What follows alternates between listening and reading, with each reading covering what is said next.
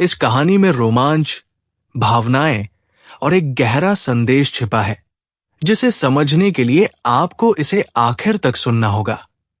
सबसे दिलचस्प मोड़ कहानी के अंत में आता है, जो आपको हैरान कर देगा। इसलिए एक भी पल मिस न करें और इस स्टोरी को पूरा सुने। रानी का रहस्यमयी आईना एक अद्भुत कहानी है, जो एक जादुई दर्पण के रहस्य को उजागर करती है। ये दर्पण सत्य और भाग्य का दर्पण है, जो केवल सच्चे हृदय वालों को ही सही राह दिखाता है। क्या ये आईना एक राज्य को विनाश से बचा पाएगा? जानिए इस रोमांचक कहानी में। सालों पहले हिमालय की तलहटी में बसे एक छोटे से राज्य में एक महान और सुंदर रानी मृणलिनी का शासन था। रानी जितनी सुंदर थी, उतनी ही बुद्धिमान और न्यायप्रिय भी। लेकिन उसके महल में एक रहस्यमयी वस्तु थी, एक पुराना सुनहरे फ्रेम वाला आईना, जिसे भाग्य दर्पण कहा जाता था।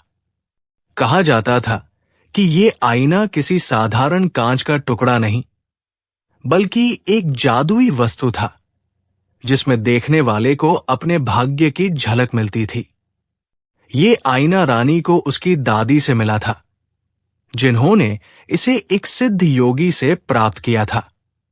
योगी ने कहा था, ये आईना सत्य का दर्पण है।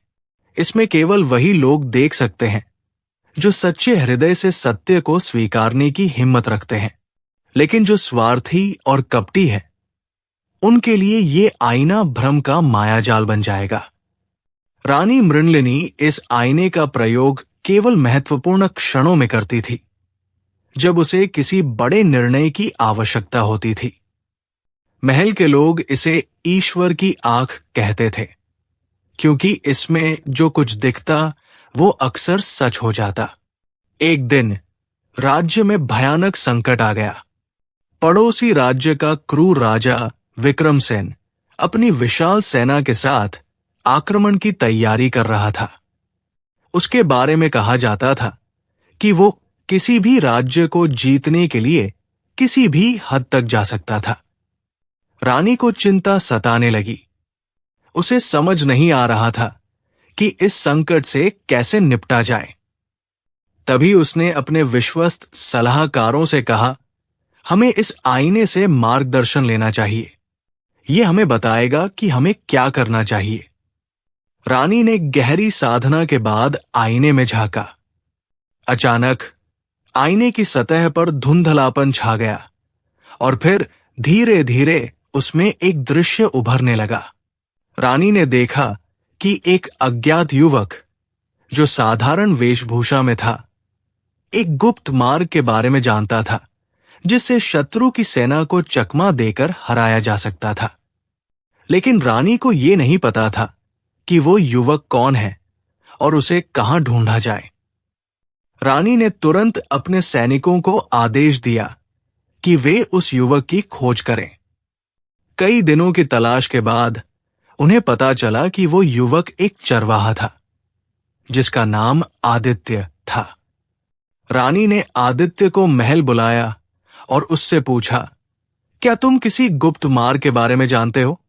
आदित्य चौंक गया, लेकिन फिर उसने सिर झुकाकर कहा, हां महारानी, मेरे दादाजी ने मुझे एक प्राचीन सुरंग के बारे में बताया था, जो जंगल के नीचे से होकर शत्रु के शिविर के पीछे निकलती है।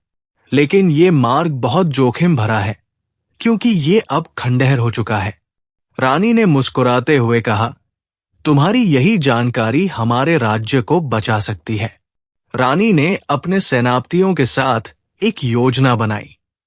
उसने कुछ सैनिकों को गुप्त सुरंग से भेजा, जबकि मुख्य सेना ने महल के द्वार पर युद्ध का नाटक किया। जैसे ही शत्रु की सेना महल पर ध्यान केंद्रित करने लगी, गुप्त मार्ग से गए सैनिकों ने अचानक पीछे से हमला कर दिया। विक्रमसेन की सेना पूरी तरह से भ्रमित हो गई और कुछ ही घंटों में उसे पराजय का सामना करना पड़ा। रानी का राज्य सुरक्षित हो गया। राज्य की रक्षा के बाद रानी ने फिर से आईने की ओर देखा। उसमें अब बस एक ही संदेश चमक रहा था। सत्य को पहचानने वाला ही विजयी होता है। रानी समझ गई कि आईना केवल भविष्य नहीं दिखाता, बल्कि सही निर्णय लेने की शक्ति भी देता है। उसने इसे एक पवित्र स्थान पर रख दिया और प्रण लिया कि इसे केवल तभी देखा जाएगा जब राज्य को वास्तव में इसकी आवश्यकता होगी।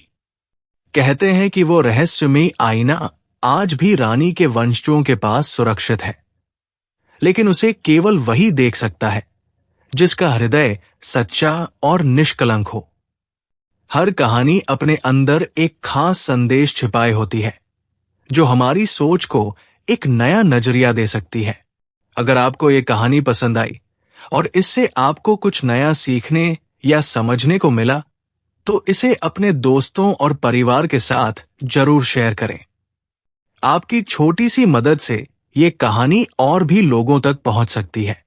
साथ ही ऐसी ही दिलचस्प और प्रेरणादायक कहानियां सुनने के लिए हमारे चैनल को सब्सक्राइब करना न भूलें।